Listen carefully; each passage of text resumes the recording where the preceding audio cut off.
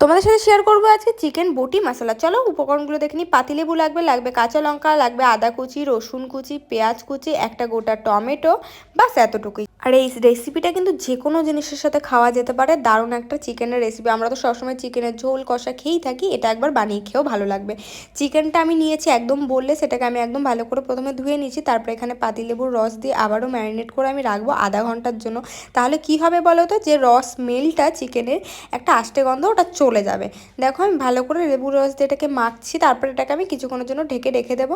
তারপরে আবারও এটাকে আমি গরম জল দিয়ে ধুয়ে নেব। আমি কিন্তু ঠান্ডা জল দিয়েই ধুয়েছি, কিন্তু এটা গরম জল দিয়ে ধুলে ভালো হয়। তো যাই হোক, এখানে আমি কড়াইয়ে দিয়ে দেবো সর্ষের তেল। আর পুরো রান্নাটাই কিন্তু আজকে সর্ষের তেলেই করবো। আমার কড়াইটা একটু পুড়ে গেছে, তার কারণ আমি এর আগে একটু আলু ভেজেছিলাম। তোমরা মাইন্ড করো না কিছু, বা ভেবো না অনেক নোংরা। তো দেখো কড়াইয়ের মধ্যে আমি সর্ষের তেল দিয়ে দিয়েছি। এখানে আমি চিকেনটাকে ভেজে নেব, আর ভাজবো লবণ কিছুটা সাদা জিরে দিয়ে। আর নিচে যে পুড়ে গেছে কড়াইটা, ওটা কিন্তু কোনোভাবেই উঠবে না, বা তোমরা যদি ভাবো গ্রেভির সাথে লাগবে সেরকম কোনো ব্যাপার না। তারপরে আমি চিকেনটাকে ফ্রাই করে তুলে নেব। আর চিকেনটা ফ্রাই করব কিন্তু মিডিয়াম টু হাই ফ্লেমে। তারপরে সেই আমি তেলের মধ্যে দিয়ে দেবো গোটা গরম মশলা, তারপরে দিয়ে দেবো কিছুটা বাদাম, পিনাট, যেহেতু আমার কাছে কাজু ছিল না, তোমাদের কাছে থাকলে অবশ্যই দিও। তারপরে এখানে আমি রসুন, পেঁয়াজ, আদা, যা যা ছিল, টমেটো, যা যা ছিল সব কিছু আমি এখানে লঙ্কাগুলো দিয়ে দিলাম।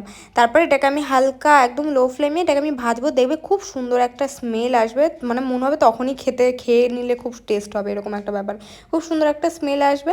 তারপরে এগুলোকে আমি একটা মিক্সার বলে নিয়ে নেবো হাতার সাহায্যে, মানে খুন্তির সাহায্যে। দেখতেই পাচ্ছ এটা কিন্তু সঙ্গে সঙ্গে পেস্ট করতে যাবে না, যে কোনো ভয়ঙ্কর দুর্ঘটনা হয়ে যেতে পারে। কিছুক্ষণ ঠান্ডা হতে দেবে, তারপর মিক্সির বলে নিয়ে পেস্ট করে নেবে। তারপর সেই করে আমি আবার দিয়ে দেবো সর্ষের তেল। তারপরে সেখানে রসুন কুচি দেবো আদা কুচি। তারপরে কিছুক্ষণ 2 মিনিট ভাজার পরে দেবে সুন্দর একটা স্মেল আসবে। তারপরে মশলাগুলো এর মধ্যে আমরা একে দিয়ে দেবো। তারপরে সামান্য কিছুটা পেঁয়াজ দিয়ে দেবো। তারপর দিয়ে দেবো ধনে গুঁড়ো, দিয়ে দেবো জিরের গুঁড়ো, তারপরে দিয়ে দেবো ব্ল্যাক পেপার। এটা তোমরা না দিলেও পারো, অপশনাল। তারপরে আমি দিয়ে দেবো কিছুটা পরিমাণে হলুদ, এখানে তো হলুদ লাগবেই। তারপরে আমি যে পেস্টটা বানিয়ে রাখলাম সেই পেস্টটা আমি দিয়ে দেবো। এটা দেখো একদম ক্রিমি একটা ব্যাপারে। তারপরে এই মশলাটাকে আমরা ভালো করে কষাতে থাকবো। যেহেতু এটা অলরেডি ভাজা ছিল, তাই জন্য বেশি কষানোর প্রয়োজন নেই, তাও কিছুক্ষণ ধরে কষাবো একদম লো ফ্লেমে। তারপরে এটাকে ঢাকা দিয়ে রাখবো। দেখবে তেল বেরিয়ে আসবে, তখন ভাববে পারফেক্ট কষানো হয়ে গেছে মশলাটা। তারপরে আমরা এর মধ্যে দিয়ে দেবো যে ফ্রাই করা চিকেনটা ছিল আমাদের, সেই চিকেনটা। তারপরে সেই চিকেনটা দেওয়ার পর আমরা বেশিক্ষণ আর কষাবো না, একটুখানি কষিয়ে নেব চিকেনটা দিয়ে ভালো করে। কষানোর পর এর মানে তারপরে দেখবে কালারটা এরকম চলে এসে তেল একদমই ছেড়ে দিয়েছে। আর দেখেই কতটা লোভনীয় লাগছে বুঝতেই পারছো। আশা করি দারুণ টেস্টি হয় এটা খেতে, বিশ্বাস করো। তারপরে আমি এখানে জল গরম করতে দিয়ে দিয়েছি। জলটার কালার এরকম, তার কারণ হচ্ছে চিকেন ফ্রাই করে আমি এই বাটিটাতে রেখেছিলাম। তো তোমাদের যতটুকু গ্রেভি লাগবে